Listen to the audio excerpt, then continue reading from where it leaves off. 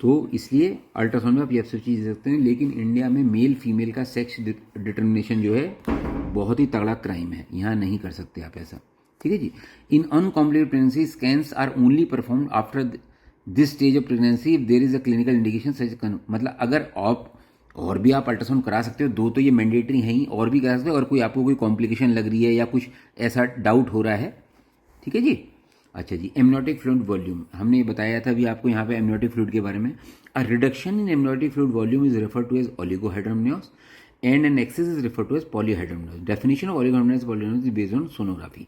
The maximum vertical pool is measured after, मतलब भाई जैसे ये यूट्रस है तो ये मैक्सिमम वर्टिकल पूल देख लिया और उससे आप ये देख सकते हो।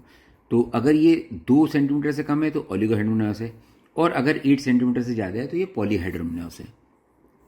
एक एमनियोटिक फ्लूइड इंडेक्स होता है जो अल्ट्रासाउंड से बेसिकली 4 क्वाड्रेंट में डिवाइड कर देते हैं। इसके बारे में आपको जानने की जरूरत नहीं है, बस ये याद रखें ये एमनियोटिक फ्लूइड इंडेक्स होता है बिटवीन ये थर्ड ट्राइमेस्टर में it should be between 10 to 25 centimetre of, और अगर इससे कम है तो रिड्यूस वॉल्यूम है, इससे ज़्यादा है तो पॉलीहाइड्रोमनियोस। बस इतना याद रखना। Amniotic fluid volume is decrease in fetal growth retardation as a consequence of restriction of fetal blood flow away from the kidney to vital structures such as brain and heart। भाई जब fetal growth retardation हो रही है तो body का जो blood है वो कोशिश करेगा बच्चे के इंपॉर्टेंट ऑर्गन्स में जाने की कोशिश करेगा, ठीक है जी। अब एक वर्ड आती है कार्डियोटोकोग्राफ।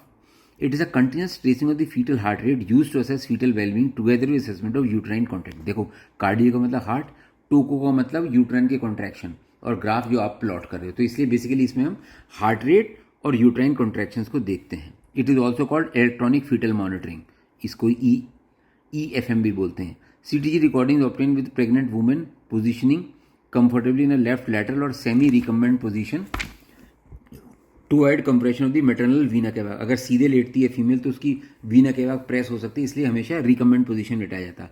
2 एक्सटर्नल ट्रांसड्यूसर्स होते हैं are placed on the mother abdomen and each is attached with a belt. One transducer is a pressure sensitive contractor tocodynamometer जो बेसिकली यूट्रस की कॉन्ट्रैक्शन देखता है, और दूसरा जो होता है वो फीटल हार्ट रेट को देखता है डॉपलर के थ्रू। तो 2 ट्रांसड्यूसर से करते हैं, इसके बारे में बस इतना जानना है और कुछ नहीं करना।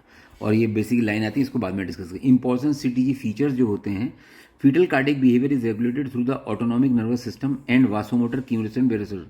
क्योंकि बच्चों में ऑटोनॉमिक नर्वस सिस्टम इतना अच्छा डेवलप नहीं हो पाता, तो इसलिए बच्चों को टेकिकार्डिया यूजुअली रहता है। Pathological events such as fetal hypoxia modify these signs and hence cardiac response including variation heart rate patterns which can be detected and recorded CTG features that are reported on CTG।